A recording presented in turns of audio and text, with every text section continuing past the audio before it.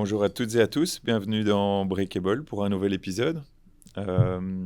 J'ai l'honneur et la joie de recevoir aujourd'hui la première femme sur un plateau. Enfin, sur un plateau, c'est un grand mot, c'est pas un plateau, mais en tout cas dans les épisodes de Breakable. Et je reçois aujourd'hui Jessica Troisfontaine. Salut Jessica, Salut Elliot. j'espère que tu vas bien. Je vais très bien, merci. Tu es la première femme qui vient sur ce plateau euh, et je suis très fier de te recevoir parce que tu es en quelque sorte quelqu'un que je suis beaucoup, dont je m'inspire beaucoup, en tout cas dans ta nouvelle vie. Euh, J'aimerais peut-être d'abord en deux mots un peu te présenter. Euh, on va peut-être pas refaire ce que tu as déjà beaucoup fait avec beaucoup d'interviews, mais en tout cas parler de cette période peut-être rapidement. Tu étais quand même une grande avocate dans un grand bureau, Alors grande, je ne sais pas, mais en j'ai tout été cas avocate. une grande avocate dans un beau bureau parisien, si je me trompe pas, de fusion-acquisition. Ouais. Et puis, tu as surtout lancé cette fameuse marque Septem Paris, qui a cartonné pendant 5 ans, je pense. Ouais. Et puis aujourd'hui, je pense que tu es la meilleure podcasteuse française. Enfin, tu es belge, mais tu réussis très bien à Paris. C'est très élogieux, je sais pas si je suis la meilleure, mais en tout cas le podcast marche bien. Mais en tout cas, tu réussis bien à Paris pour ton podcast. Je sais que tu écris beaucoup. Ouais. Et alors, j'ai voulu commencer cette interview en faisant un petit peu comme toi tu fais avec tous tes intervenants. Et alors, c'est cette fameuse phrase, ce que j'ai ressenti de toi en préparant cette interview. Alors, j'ai peut-être pas assez travaillé, je suis pas assez, je sais pas ce côté poétique, mais en tout cas, ce que j'ai ressenti de toi en préparant cette interview, c'est, même si je te connais pas encore parfaitement, c'est une femme, je pense, assez sensible, euh, assez poétique, très littéraire, qui écrit et qui parle très bien, qui a une voix très sexy, qui parle parfois très vite, mais qui a une voix qui donne envie de l'écouter.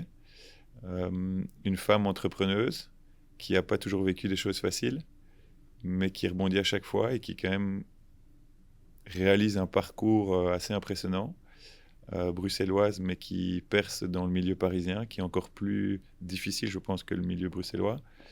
Euh, donc voilà, je suis très heureux de te recevoir aujourd'hui. Je suis un peu timide parce que je suis avec une femme peut-être, mais voilà, merci d'être là et peut-être en quelques mots un peu te présenter et puis on passera vite à la suite. Et déjà, Bon. je te remercie pour c'est très gentil, moi. Ça me fait hyper plaisir et c'est très juste. C'est très élogieux, mais en tout cas, ça résonne en moi de manière juste. Donc, je pense que tu as appuyé au bon endroit. Pour me présenter un peu, donc je m'appelle Jessica Troisfontaine, j'ai 33 ans, bientôt 34. J'habite à Paris depuis presque 14 ans. Donc j'ai déménagé à Paris aux alentours de mes 20 ans pour un master de droit des affaires à la base. Et j'ai fait 2 ans en tant qu'avocate dans un cabinet à Paris, en droit des affaires. J'ai démissionné après ça. Et effectivement, j'ai lancé cette marque Septem, qui était une marque de prêt-à-porter spécialisée dans les combinaisons pour femmes, mais je faisais plein d'autres choses. Et la particularité, c'est que c'était en même temps un média. Euh, Parce que c'est bien d'être bien habillé, mais c'est bien de nourrir un peu le cerveau aussi.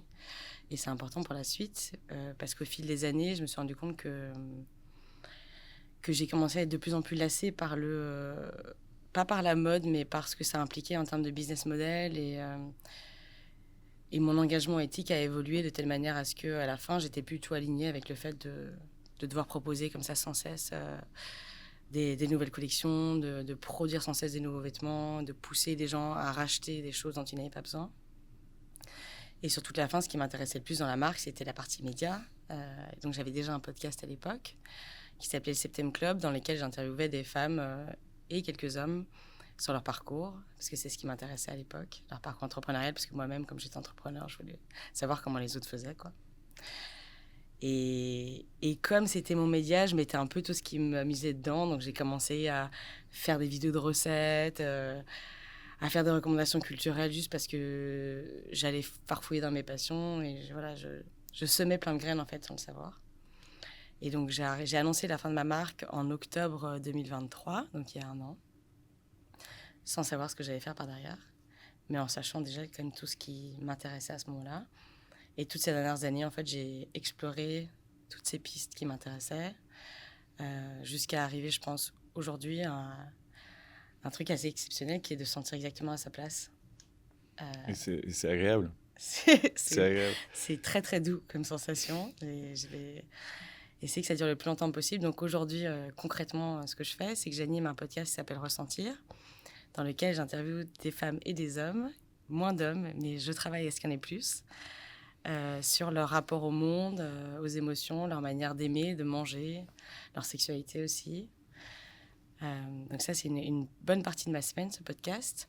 Ensuite, j'écris pour moi, c'est-à-dire que je suis en train d'écrire un livre sur les liens entre émotion et alimentation. Et j'écris aussi pour d'autres, pour des marques, pour des particuliers, beaucoup sur la nourriture, mais pas seulement.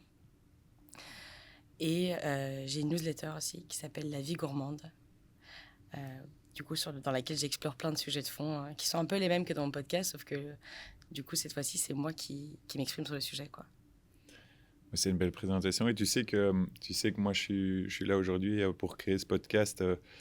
C'est pas pour parler de choses peut-être un peu plus monotones. J'ai envie qu'on parle de choses qui, en tout cas, m'intéressent moi, dont j'ai envie qu'on parle un peu plus. Et la première question que je m'étais posée et qui m'intéressait, parce que dans les 2 premiers podcasts, on a beaucoup parlé de l'homme, de la remise en question de l'homme. Bon, c'était dans le premier surtout à travers mon histoire et la grosse remise en question. Et quand je vois, et quand tu nous expliques le parcours, il y a quand même 2 moments clés. Alors, on pourrait parler pendant des heures que tu as super bien réussi dans tes 2 premiers jobs, que tu es une entrepreneuse extraordinaire et avec beaucoup de respect, parce que c'est très compliqué de réussir au jour d'aujourd'hui dans n'importe quel métier qu'on entreprend. Mais c'est surtout ces 2 remises en question, parce qu'en fait, quand on regarde ton parcours, on sait que tu pouvais cartonner tu cartonnais comme une avocate. Tu as tout arrêté du jour au lendemain. Tu cartonnais dans le milieu du textile. Tu as tout arrêté du jour au lendemain. Et tu dis qu'aujourd'hui, tu es beaucoup plus aligné. C'est quelque chose qui me parle parce que trouver l'alignement, c'est quelque chose qui m'intéresse moi personnellement, pour moi. Mais d'essayer d'aider les gens à être le plus alignés possible. Pourquoi cette remise en question 2 fois, d'une manière aussi extrême? Alors, j'ai un petit tempérament un peu radical, comme tu l'auras compris. Les 2 fois, c'était très différent. La première, c'est qu'en fait, petite, apparemment, aux alentours de mes 10 ans, j'avais dit plus tard, je serai avocate en droit des affaires internationales. Et en fait, quand tu dis ça en tant que petite fille, ça ne vient à l'idée de personne d'essayer de te dévier de cette voie-là. Et donc, toi, tu remets jamais ça en question. Donc, je me suis lancée dans les études de droit sans jamais réfléchir à faire autre chose, parce que j'avais dit ça un jour et que du coup, j'ai été entretenue dans cette idée-là. Enfin, je me suis entretenue toute seule dans cette idée-là aussi. Et dès le début, j'ai pas aimé les études de droit, mais comme je réussissais bien, j'ai continué. Est-ce que, je t'interromps, mais est-ce que tu crois que ces études de droit, tu les as faites parce que tu voulais faire ou parce que inconsciemment, il y avait l'éducation derrière qui t'a poussé à faire ces études-là?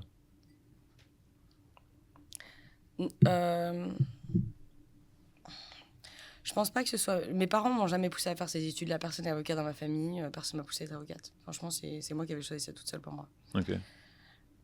Et quand j'ai... en première année, après quelques mois, j'avais dit à mes parents que je détestais et que je voulais arrêter.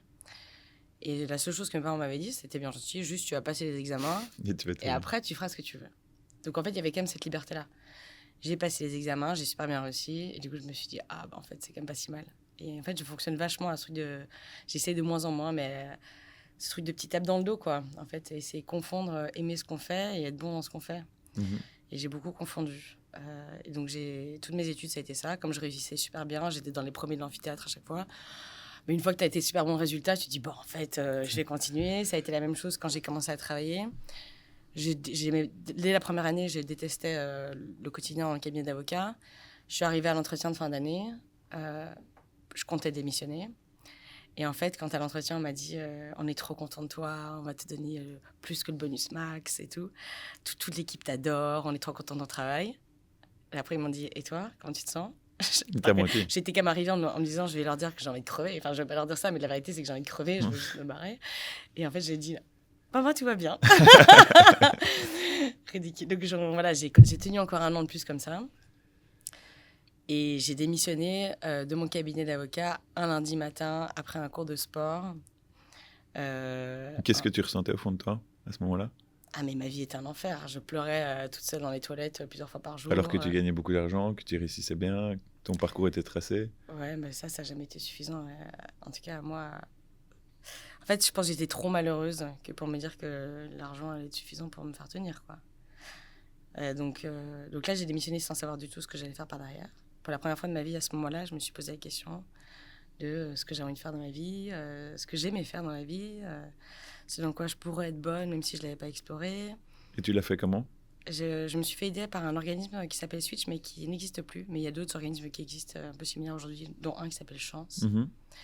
et qui m'a aidé à...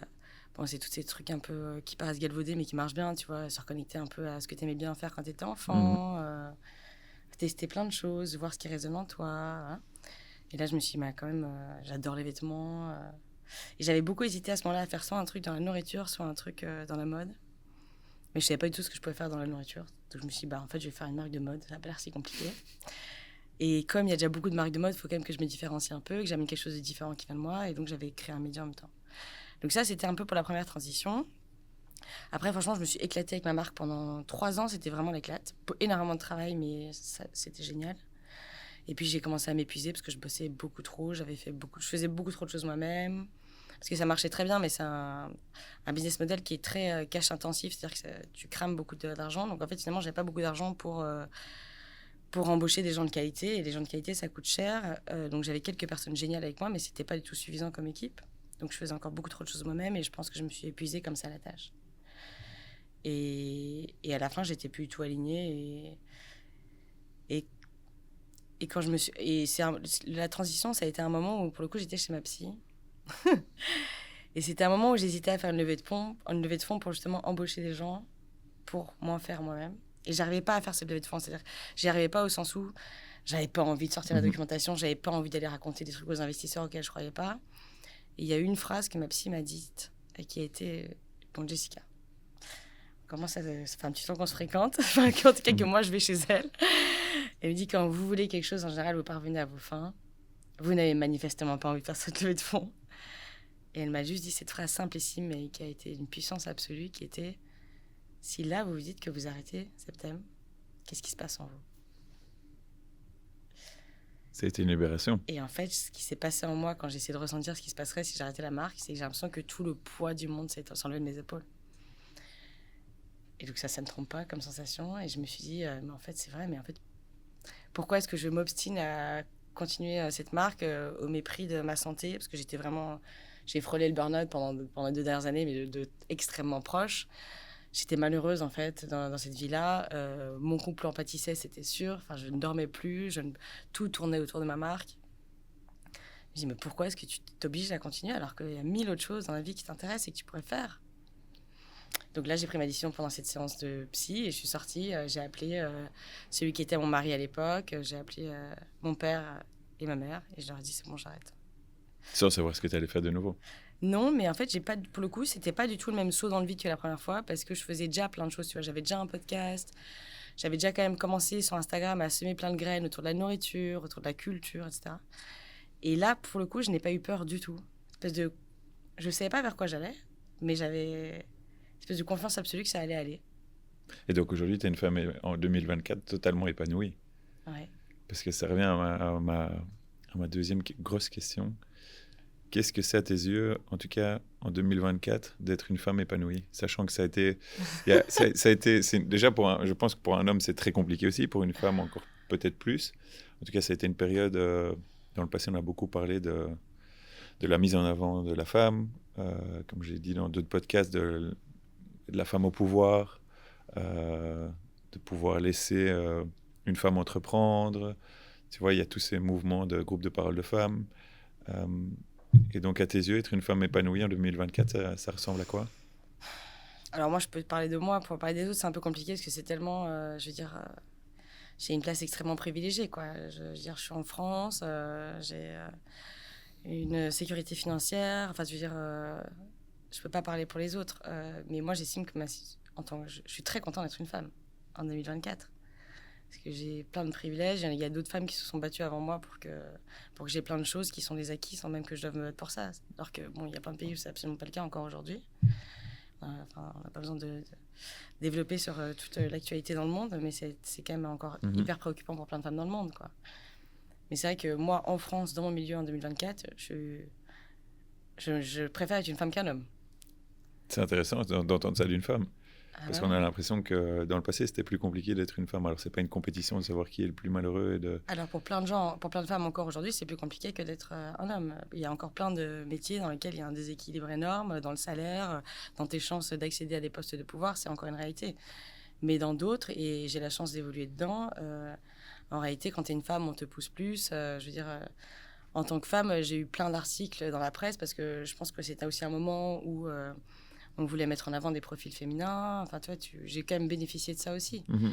Et je trouve qu'aussi, on a d'un point de vue plus perso que pro, euh, je veux dire, on a une relation entre femmes et qui est méga épanouissante et qu'en fait, vous n'avez, de ce que je vois, mais on est là pour en discuter, pas la chance d'avoir. Tu vois, en fait, entre femmes, Vous parlez déjà. entre femmes, on papote, on décortique, on analyse. Tu vois, un texto, qu'il soit envoyé ou reçu, ça peut mener à des heures de briefing, d'écriture, d'analyse de texte. Mais en fait, tous ces moments-là, ça a été longtemps considéré comme des futilités et qui appartiennent uniquement au domaine féminin. La réalité, c'est que moi, toutes ces heures passées à discuter avec mes amis, je vois ça comme une espèce de base de données immense qui nous permettent de mieux comprendre, de mieux nous comprendre nous en tant que femmes, de mieux comprendre, en tout cas d'essayer de mieux comprendre les hommes, de mieux comprendre ce qui se passe entre les deux. Et en fait, c'est un réservoir immense de savoir et donc qui te permet de mieux vivre, de mieux relationner, de mieux aimer. Et j'ai l'impression que vous, en tant qu'homme, comme vous mettez beaucoup plus de barrières dans votre expression entre hommes, c'est tout un savoir auquel vous n'avez pas accès, quoi. Oui, mais l'homme, comme je l'ai dit auparavant, les hommes, entre nous, on ne parle pas. Enfin, on parle très peu. Ouais. Parce que parler et dire que ça ne va pas, c'est compliqué. Et tu passes direct pour l'homme qui ne gère pas. Vu qu'on te demande aujourd'hui d'être un homme, c'est d'assurer tout ce que tu entreprends, d'assurer ta famille, d'assurer ton boulot, d'assurer ton Alors, ton qui te sport. le demande en tant qu'homme? La société. Qui est la société? Oui, de nouveau, ça c'est une grosse question. Qui est la société? Mais on nous a demandé d'être un homme, c'était ça. En tout cas, il y a eu une injonction, explicite ou implicite. Aujourd'hui, elle est plutôt implicite. C'est-à-dire que la réalité, c'est que les hommes ont intégré ça depuis longtemps. Et c'est pour ça que c'est aussi important dans le couple de discuter. Parce qu'en fait, souvent, les mecs se mettent une pression immense. Alors qu'aujourd'hui, il y a plus de raison à ce que... Enfin, c'est pas à l'homme d'être en charge de tout ça, tu vois. Donc, c'est aussi à l'homme de travailler à se libérer de ces injonctions-là. Et c'est pour ça que je suis le premier à vouloir être un homme qui intègre ces groupes de femmes. Et comme on en parlait là tout de suite, tu as beaucoup de groupes de parole de femmes. Alors, je pense qu'il y a des moments très intéressants de pouvoir juste parler entre femmes ou de parler juste entre hommes. Mais au jour d'aujourd'hui, tu as peu de groupes de parole qui intègrent des hommes petit à petit pour avoir cet avis peut-être un peu différent ou qui utilisent la sensibilité et le côté féminin d'un homme pour pouvoir en discuter, pour pouvoir essayer de trouver des pistes et des solutions ou améliorer les choses. Et je trouve ça très dommage. Moi aussi.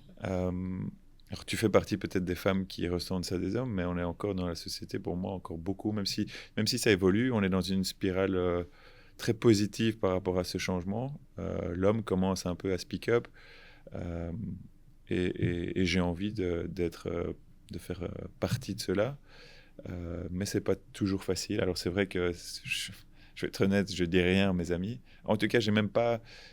Et tu dis, toi, tu as plein de copines avec qui tu parles et tu racontes plein de trucs ou tu envoies plein de messages. Moi, j'envoie 0 message à mes potes. Et peut-être que je devrais. J'ai plus cette relation avec des femmes qu'avec des hommes. Je connais peu de potes qui m'ont dit, Elliot, ça va pas. Ou à qui moi, j'ai dit que ça n'allait pas. Parce que tu as peur de quoi, tu penses? J'ai pas peur, c'est que je me sens peut-être pas à l'aise. Quand on n'est pas à l'aise, c'est qu'on a peur, non? Sûrement, mais j'ai beaucoup de peur. J'ai beaucoup de peur et ça fait partie de moi. J'hésite beaucoup.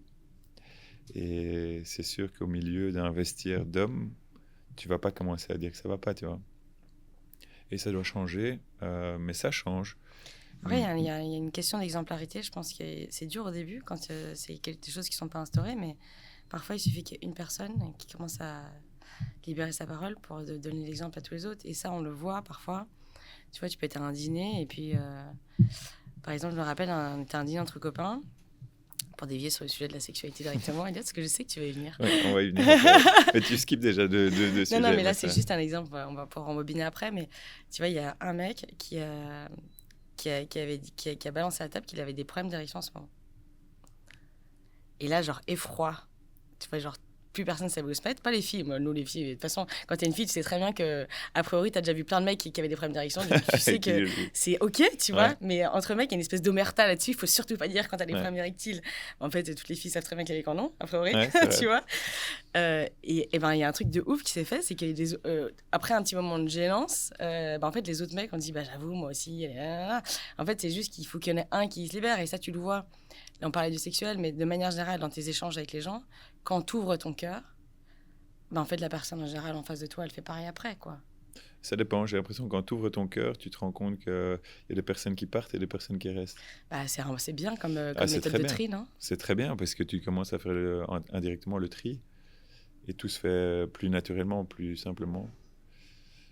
Mais parfois, tu te retrouves un peu dans ton petit monde à toi. Et donc, t'arrives quand même encore de temps en temps à te poser la question, est-ce que je suis pas anormal, tu vois ? Mais il faut continuer, il faut percer. En tout cas, c'est ce que moi j'ai fait. Et j'ai l'impression que c'est ce que tu fais aussi, parce que tout le monde disait, en fait, Jess, elle cartonne, elle a une marque de fringues à Paris en plus, et ça cartonne, donc pourquoi est-ce qu'elle arrête ? Et en fait, non, ça va pas. Donc tu vois, tu t'affirmes et tu avances. En fait, c'est une question de... Tu fais les choses pour toi et pas pour les autres, quoi. Je veux dire, OK, il y a plein de filles qui étaient très contentes de la marque et qui ont même été tristes quand j'ai arrêté la marque, mais je vais pas, moi, m'abîmer la santé et accepter un désalignement total pour les autres. Donc, je pense que c'est une question de loyauté envers soi-même qu'on se doit. Tu vois, tu dois quand même... c'est pas grave de se tromper de chemin, tout le monde le fait à plein de moments, mais... Et c'est pas grave de parfois persévérer dans la mauvaise route, juste à un moment, il faut quand même pouvoir un peu se poser, regarder un peu en soi et se dire, OK, en fait, là, j'ai complètement fait ce fausse route, c'est pas grave, mais en revanche, je me dois quand même un peu de loyauté. Mais est-ce que toi, tu le ressens comme moi, au fond de tes tripes, ce genre de sensation que ça va pas ? Ah bah oui. Moi, ça se manifeste, insomnie, crise d'angoisse, pleurer. Pleurer. Bienvenue au club avec les angoisses. C'est quoi tes angoisses ? C'est quoi, par exemple ? Aujourd'hui, j'ai plus trop d'angoisse, moi. Non ? Non. Je suis pas Bouddha, hein, mais... Non, là, j'ai pas d'angoisse. Non, j'avais des angoisses qui étaient liées au pro, je dirais, mais j'ai pas d'angoisse existentielle, j'ai pas peur de la mort.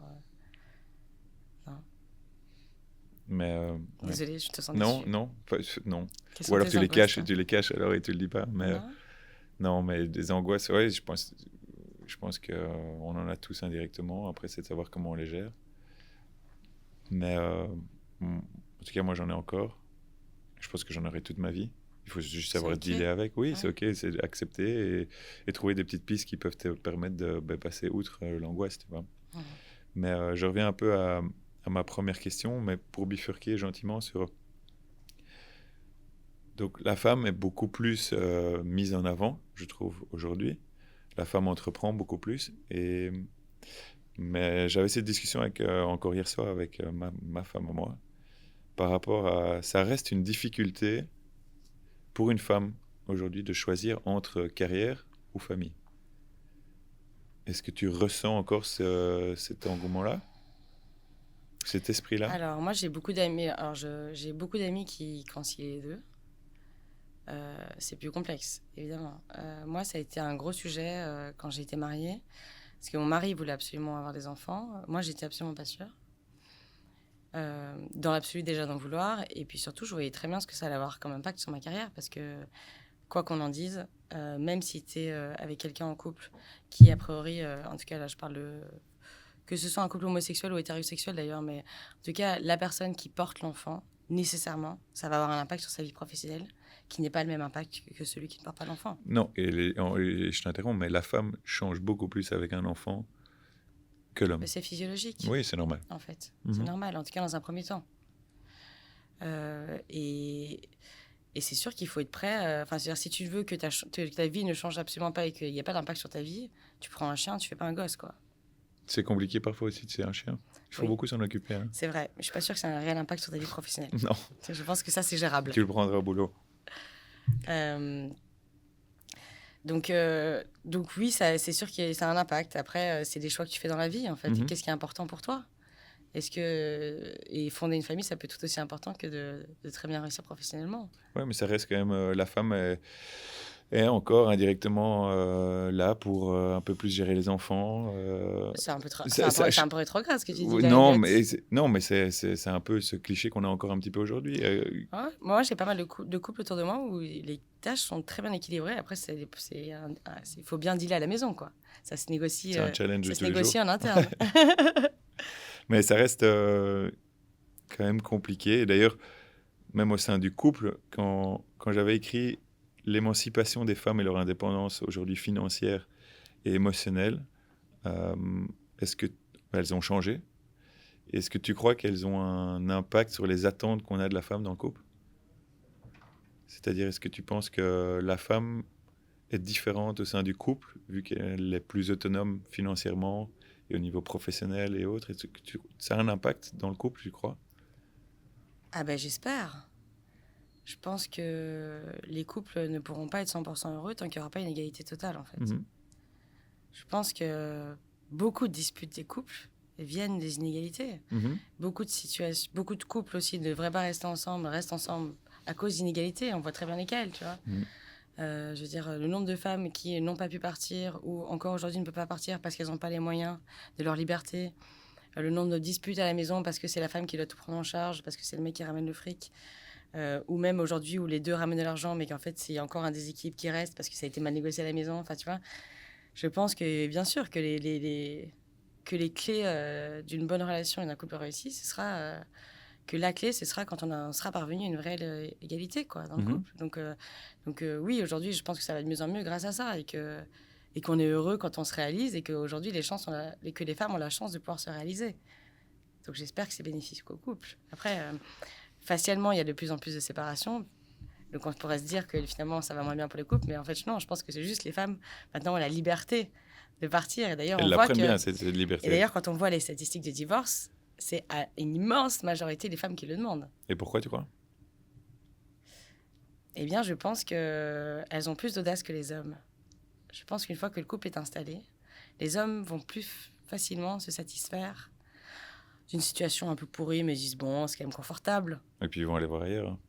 Ouais, bah, Et les puis ils femmes le aussi. cachent. Hein. Oui, mais une fois qu'elles vont voir ailleurs, elles commencent à acter un peu plus et En le fait, il y dire. a plus de romantisme Voilà. dans la démarche et on va plus peut-être se laisser séduire totalement par la côté, alors que le mec n'a jamais compté de quitter sa femme, alors que la femme qui trompe, je pense, voyeur, elle se dit, attends, c'est quand même pas mal ça. Et puis peut-être que du coup, je vais carrément partir. Alors et que elle va avoir les couilles de couper les ponts avec son mari. c'est ça. Ça paraît un peu dégénératif ce qu'on dit, mais en fait, les statistiques le confirment, quoi. J'ai travaillé le sujet de la tromperie. Je vois que c'est un beau sujet. En plus, le couple, tu sais que c'est un sujet qui me passionne aussi. Qui est toujours qui est une question éternelle, à mon avis. Qu'est-ce qu'un bon couple aujourd'hui? Et c'est trouver, en tout cas, à mes yeux, c'est trouver cet équilibre juste. Je prends toujours ce mot juste qui veut tout et rien dire en même temps, mais c'est savoir que chacun s'y retrouve, aussi bien l'homme que la femme dans le couple. C'est très compliqué. C'est très, très compliqué. Et ça revient à une discussion qu'on avait dans la voiture juste avant de venir par rapport au fait d'avoir... Parce que les enfants font changer beaucoup de choses. Plus au niveau de la femme, j'ai l'impression. Ce qui est normal, comme on le disait. Mais de trouver un équilibre parfait entre son petit environnement personnel, privé, ses projets professionnels, privés, ou enfin, tout seul en tant qu'homme ou femme. Et puis de retrouver aussi un petit jardin secret avec la femme. Et puis s'occuper des enfants. Moi, j'ai en tout cas l'impression que c'est un challenge de tous les jours. Parfois, ça fait peur parce que tu te dis, c'est quand même beaucoup de boulot pour en fait très peu de moments de joie et de moments où tu te sens apaisé, cool, et que tu profites. Et tu as l'impression que jusqu'à un certain âge, tu te dis, bon, les enfants, ils vont grandir. Et au début, c'est parce qu'ils sont jeunes, c'est normal. Et puis, on est dans le lit, on est sur le téléphone l'un à côté de l'autre, on ne se parle plus. Je stéréotype un petit peu tout, tu vois. Et tu te dis, bon, j'ai pas envie que notre couple se perd. Et c'est compliqué. Moi, les enfants, c'est un sujet que je ne maîtrise pas du tout parce que je n'en ai pas. Mm-hmm. Mais je peux te parler de couple et d'amour et tu en veux à pas? deux. Je ne sais pas si j'en veux. C'est une grande question que je me pose. Moi, j'ai que 33 ans, donc... T'as le temps. J'ai encore un peu le temps. J'ai vérifié ma réserve ovarienne. Je conseille à toutes les femmes de le faire. Non, mais tu rigoles. Ouais, c'est vrai. En fait, à partir de 30 ans, tu sais pas Ça diminue un petit peu. dans quel ordre. Bah, ça diminue un peu ou beaucoup, ça dépend des femmes. Et tu sais pas si tu fais pas le test. Et donc, si tu fais pas le test, tu peux te retrouver à 33 ans avec plus grand chose. Et si c'est le cas, enfin que tu fasses ou pas le test, tu peux te retrouver avec pas grand chose.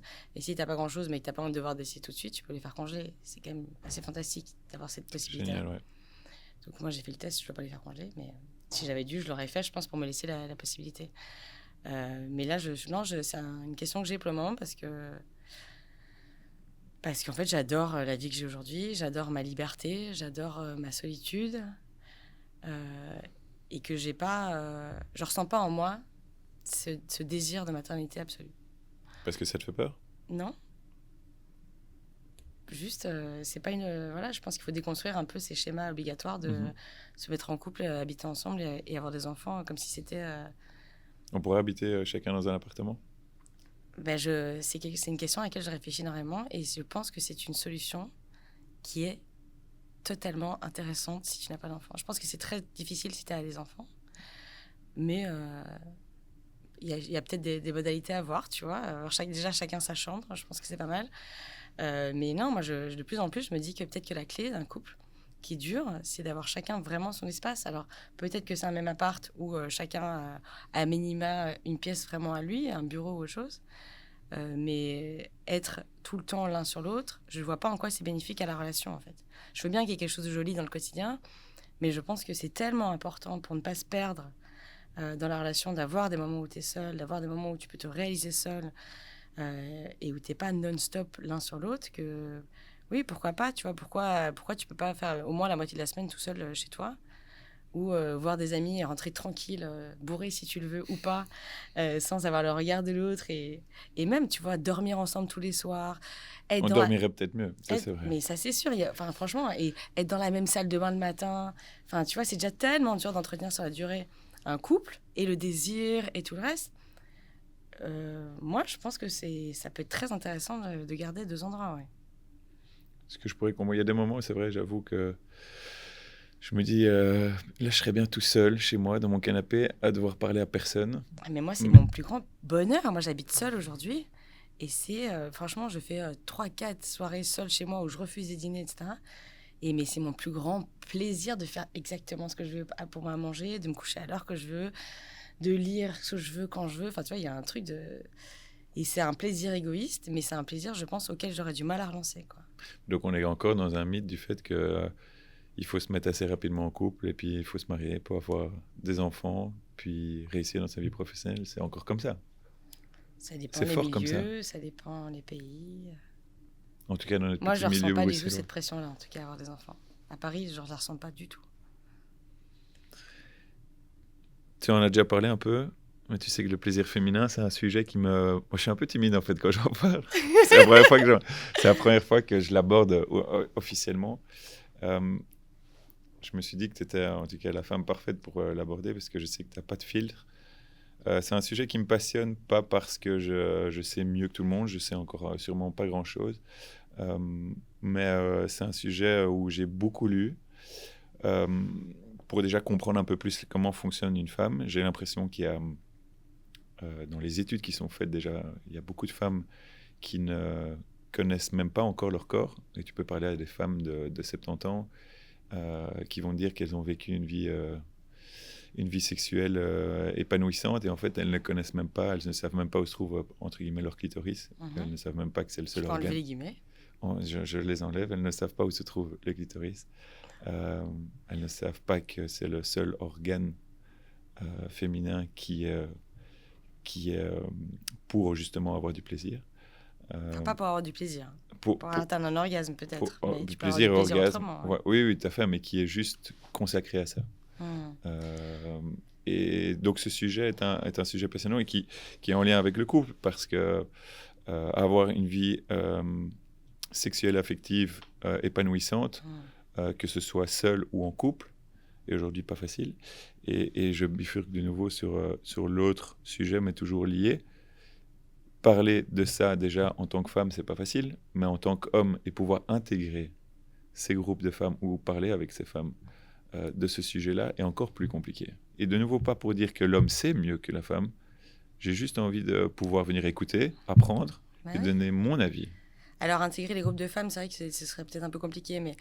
Enfin, je ne sais pas ce que tu appelles groupe de femmes, mais en tout cas, nous, ce qui est sûr, c'est que ça rejoint ce qu'on se disait au début sur les autres sujets, c'est qu'on parle énormément de sexe entre copines. Mais nous aussi, mais d'une manière beaucoup plus... Non, je pense qu'on ne se dit pas du tout la même chose. C'est-à-dire que nous, on rentre dans un niveau de détail. Moi, de ce que je sais, en tout cas de ce que mes amis me disent, mais tu vas me confirmer ce qu'il en est pour toi. Ce que mes amis me disent, c'est un débrief d'une soirée, en gros. Il y a 2 personnes qui couchent ensemble. Chacun de ces 2 parties va raconter à leur cercle respectif le lendemain. Si on parle d'un homme et d'une femme, moi, avec mes amis, je veux dire, on décortique la chose par le menu, par le menu détail. Comme un bon dîner, quoi. Exactement. Et donc, on sait dans le détail ce qui s'est passé, ce qui a été bien, moins bien, etc.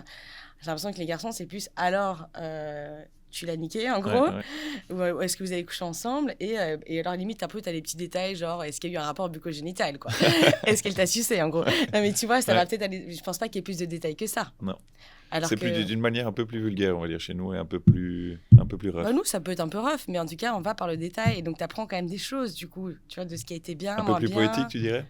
Non, je ne parlerai pas spécialement de poésie. Okay. Tu vois, parce que tu es très littéraire. Non, justement, on va aller par le détail de qu'est-ce que tu as aimé à quel moment et qu'est-ce qu'il a fait de spécial et qu'est-ce que... Tu vois, et du coup, ça donne... Et d'autres disent, ah oui, t'as fait ça et machin. Et donc, ça donne envie. Ça donne envie, ça donne des idées. Et voilà, donc entre nous, on discute beaucoup de ça. Après, il n'y a pas finalement, de ce que j'entends, tellement de communication entre la fille et le garçon. Et donc, j'ai encore des copines qui me disent « Non, mais c'est trop un mauvais coup, machin. » Et là, tu disais « Mais alors, ça veut dire quoi? Pourquoi c'était un mauvais coup? » Parce qu'ils ne savaient pas faire. Mais en fait, c'est à partir du moment où tu ne communiques pas à la personne avec qui tu couches comment tu fonctionnes, en fait, il n'est pas censé le deviner. Ou alors, ça va mettre très longtemps et tu vas perdre plein de temps. Attends, je finis juste de développer ma pensée. Vas-y. Et donc, en fait, si tu ne lui dis pas comment tu fonctionnes, il ne peut pas le deviner ou alors il va mettre très longtemps à le deviner. Mais pour pouvoir lui dire comment tu fonctionnes, il faut déjà savoir soi-même comment on fonctionne. Exactement. Et il y a plein de femmes qui ne savent pas comment elles fonctionnent, qui n'osent pas se toucher elles-mêmes et qui attendent du mec qui n'est pas foutu comme toi. Et déjà, d'une femme à l'autre, on n'est pas foutu pareil au niveau du plaisir. Elles attendent du mec qu'il devine comment leur procurer du plaisir. En fait, il y a un truc qui ne marche pas là-dedans, quoi. Mais donc, en 2024, il y a encore beaucoup de femmes, même de notre génération, bien sûr, qui ne connaissent pas leur corps et qui ne savent pas comment... Mais énormément. Ou qui j'ai l'impression qu'ils croient savoir. Et qui vont te dire, oui... De toute façon, on ne sait rien. Même quand tu penses savoir, tu ne sais rien. Je veux dire, moi, j'estime que je ne connais encore rien de la sexualité, que j'ai toute ma vie... Je pense qu'on est à 10% de ce qu'on pourrait faire, quoi. Et c'est génial. Ça veut dire qu'on a un champ de 90% à explorer. C'est fantastique. Et aussi bien pour l'homme, hein. C'est exactement pour moi... Mais bien sûr, mais je pense qu'on touche le plaisir, mais genre du bout du doigt par rapport à ce que ça pourrait être. Et tu vois, pour rebondir sur le fait de se connaître, tu vois, j'ai plein de copines qui, si elles n'ont pas de relation avec des garçons... ne vont jamais se toucher elles-mêmes, tu vois, ne savent pas comment faire, etc. Mais j'ai envie de dire, c'est comme les gens qui adorent manger, mais qui n'arrivent pas ou ne se font pas manger pour eux-mêmes, ne savent pas comment faire. Et tu crois que ça vient d'où? Cette espèce d'assistanat, les gens se prennent pas en main, quoi. Et tu te remets ton plaisir entre les mains de quelqu'un d'autre, c'est quand même fascinant. Donc si on ne sait pas quoi faire de ses doigts, on achète ce qu'il appelle un womanizer. Je le recommande à tout le monde. C'est une des meilleures inventions du siècle dernier. Et ça, c'est un énorme avantage que vous n'avez pas. Ça n'existe pas. Il n'y a pas d'équivalent pour vous, les hommes. Et pour les femmes, le womanizer, qui a été inventé par un certain Michael, je me souviens plus son nom de famille, mais c'est un Allemand, un génie. Et pour le coup, il y a énormément de femmes qui ont découvert l'orgasme grâce à un womanizer. C'est-à-dire que c'est une invention technologique de pointe, je peux te le dire. Et le taux de réussite, j'ai regardé les articles, le taux de réussite, enfin ce qu'il appelle le taux de réussite, c'est-à-dire le taux de femmes qui arrivent à l'orgasme avec un womanizer, est de 93% ou 93% pour les Belges. Je veux dire, peu d'hommes peuvent quand même se targuer de ce genre de résultat. Non, enfin, je suis pas en train de dire que moi j'y arrive, mais en tout cas j'espère. Mais c'est vrai que oui, non, on étudie un peu plus le sujet de la femme. Et le next step, ce sera parler de celui de l'homme. On est encore loin. Je pense qu'on est même encore plus loin du compte. Mais globalement, il faut repenser toute la manière d'aborder la manière de faire l'amour, je pense. Et même toute l'espèce de schéma de se dire qu'est-ce qu'un rapport réussi. Et oui, parce que tu parles que je t'interromps, mais tu parles que de l'orgasme. Mais c'est tout bien sûr. L'orgasme, en fait, c'est juste le petit moment final. Mais en fait, c'est tout pourquoi est-ce que c'est le moment final, Elliot? Oui, pourquoi est-ce que même on dit que le rapport se finit quand l'orgasme est arrivé? On peut faire des rapports sans orgasme qui sont fantastiques, alors qu'il y a des rapports où il peut y avoir un orgasme qui, globalement, ont été assez nuls. Ça doit être absolument pas un marqueur d'une réussite ou pas d'une relation sexuelle. Je pense qu'encore plus en ayant lu et en ayant un petit peu découvert cet univers-là, je pense que l'orgasme chez l'homme Et en fait, c'est presque nul, en fait. Tout ce qui est avant et tout ce qui peut être créé énergétiquement, que ce soit même à travers la prostate ou autre, sont des sujets tellement encore tabous chez l'homme, mais qui apportent encore plus même de jouissance et de bien-être que Bien sûr. l'orgasme même, l'éjaculation chez un homme. Ouais, bien sûr, mais chez la femme aussi. Hein. Oui, oui, mais encore plus, parce que chez un homme, encore plus, tu as cet effet un peu, euh, cet effet énergétique, où tu as vraiment une chute libre énergétique juste après. Alors que le plaisir féminin, pour moi, une énergie de vie, une énergie de création, et encore, pour moi, plus encore chez une femme et chez un homme aussi, mais une énergie qui permet de vivre. Et cette énergie est encore peu utilisée, en tout cas juste utilisée pour les rapports sexuels, alors que ça devrait être une énergie pour te dire demain on va faire une journée de malade, je vais créer mon projet, je vais avancer, et c'est vraiment ça, hein, et de pouvoir la dompter, l'utiliser, au lieu de chaque fois se dire on va aller entre guillemets faire de nouveau entre guillemets, moi je vais les enlever, mais d'avoir un rapport et te dire on va arriver à un but, voilà, c'est de jouir tous les deux, alors qu'on pourrait dire ben, on va juste partager ce moment et ensemble. entretenir cette énergie ensemble. Voilà. Et c'est marrant parce que ma psy, qui est vraiment une femme formidable, j'aimerais bien la rencontrer parce que à un moment, je lui avais dit, j'étais en couple, et j'avais dit, Véronique, on a un problème, j'ai le démon. Elle me dit, qu'est-ce que comment ça, Jessica? Je dis, je sais pas, j'ai le démon, j'ai vraiment envie de coucher avec des mecs, mais et pas spécialement mon mec, et donc c'est catastrophique. Qu'est-ce que je fais de ça? Et elle m'avait regardé, elle me fait, mais c'est génial, Jessica. Je dis, bah non, c'est pas génial du tout, c'est catastrophique, qu'est-ce que j'en fais? Elle m'avait dit, mais c'est génial comme énergie, c'est tellement rare, il faut entretenir cette énergie-là, c'est une belle énergie de vie. Vous voyez comment vous la transformez, quoi. Ça rejoint un peu ce que tu dis. Et c'est pour ça que ça t'aide à créer des choses, à faire ce que tu fais aujourd'hui. Bah, entre l'énergie créatrice et l'énergie sexuelle, c'est très lié. Hein. Ah ouais, c'est très lié. L'énergie de Kundalini. Exactement. Et mais comment est-ce qu'on pourrait, à tes yeux, mieux éduquer et sensibiliser les hommes par rapport à ce sujet du plaisir féminin? Bah, il faut leur parler, en fait. Parce que, comme on disait... Ou que la femme d'abord entre guillemets, se teste. Alors, ça commence par, évidemment, pour pouvoir transmettre, il faut déjà connaître. Mm-hmm. Donc, ça commence par travailler sur soi, sur son plaisir, sur la connaissance de son corps. Et travailler sur soi, sur ce sujet-là, c'est plus... Oui, bah, en fait, si on parle du sujet purement sexuel, c'est découvrir son corps, quoi, et l'explorer, tu vois, se toucher, se regarder. Enfin, je veux dire, le nombre de femmes qui ne savent pas à quoi ressemble leur vulve. Ah, mais c'est fascinant. Ah, je sais. Je veux dire, et après, elles sont gênées. Je veux dire qu'après, elles sont gênées quand un mec leur fait un cuni. Il y a plein de femmes qui sont gênées par ça. Pourquoi est-ce que tu es gênée alors que toi, tu n'es pas gênée de foncer sur l'autre, hein, en général. Mais en fait, parce que déjà, elles ne connaissent pas leur propre corps. Donc, évidemment, elles sont gênées qu'un mec aille mettre leur tête comme ça, tu es si près, ou une fille, hein, ça vaut pour les deux. Mais en fait, regarde-toi dans un miroir, mets-toi dans un miroir, écarte les jambes. Tu vois, en fait, ça paraît quand même tellement simple. On passe notre vie à regarder notre tête devant le miroir. Ben, en fait, c'est beaucoup plus intime. Et si nous-mêmes, on ne sait pas à quoi ça ressemble, c'est normal qu'on soit gêné quand quelqu'un d'autre le regarde. Donc, ça commence par ça. Une connaissance corporelle, visuelle, physique, tu vois. S'accepter dans son corps. Alors ça, c'est un grand sujet. Hein. Ça, c'est le travail d'une vie, je pense, pour plein de femmes. Mais je pense malgré tout avoir des relations épanouies avec un garçon sans être 100% à l'aise avec ton corps. Mais donc ça commence par une connaissance de soi pour pouvoir après discuter avec l'autre. Et après, tu as aussi un travail qui se fait à deux. Donc tu as un premier travail seul. Mais après, c'est quand même beau aussi de se découvrir à deux. Mm-hmm. Et parfois, tu découvres des choses de ton plaisir grâce à l'autre que tu n'avais pas du tout découvert toute seule. C'est génial. Je serais le plus heureux de pouvoir intégrer justement ces femmes qui parlent de ça et pouvoir amener ma touche un peu plus féminine, homme féminin, on va dire. Mais tu t'en discutes déjà avec ta femme? Ça commence là. J'en discute beaucoup. J'en discute beaucoup avec ma femme. J'ai la chance d'avoir une femme très ouverte sur ce sujet. Elle est comme toi. Elle comprend quand une femme dit qu'elle ne s'est jamais touchée elle-même, elle devient folle furieuse parce qu'elle dit c'est la base, tu vois, d'apprendre à se connaître et de découvrir. Il ne faut pas culpabiliser, mais c'est triste en fait. Oui, c'est dommage en fait. C'est dommage de passer à côté de ça, quoi. Oui. Après, il n'y a pas d'âge pour commencer. Hein. Oui, tout à fait. Et même une femme de 70 ans peut commencer à découvrir son corps. Bien sûr. Et il peut encore créer à 70 ans plein de choses. Ah bah oui.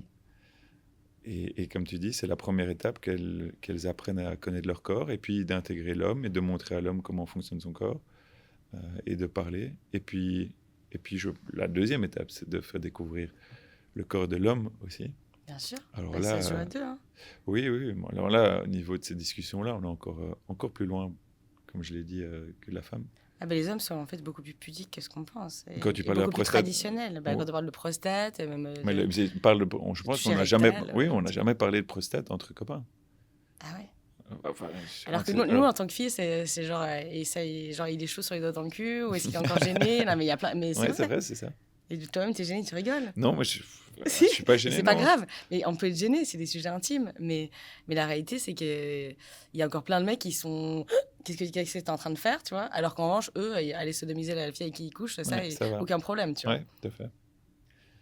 Et de nouveau, ça revient un peu sur le sujet de l'homme qui parle pas, qui dit rien. Qui dit rien, Ou mais qui- surtout là, pour le coup, qui est pas ouvert d'esprit sur d'autres types de sexualité. Mais ça, c'est dû aussi. Quand il s'agit d'un homme hétérosexuel, à tout ce truc de bah attends, je suis pas un PD, donc en fait, mon anus, tu le laisses bien là où il est. Mhm. Alors qu'en fait, tu passes aussi à côté de toute une gamme de plaisirs. Hein. Oui, de savoir après comment, déjà, donc, comme tu le dis, d'abord de se découvrir soi-même, et puis de savoir comment en couple on peut continuer à expérimenter ou découvrir, tu vois. Exactement. Un autre sujet sur lequel je suis en train de lire, c'est le sujet du tantra, parce que je suis quelqu'un qui aime beaucoup tout ce qui est énergétique.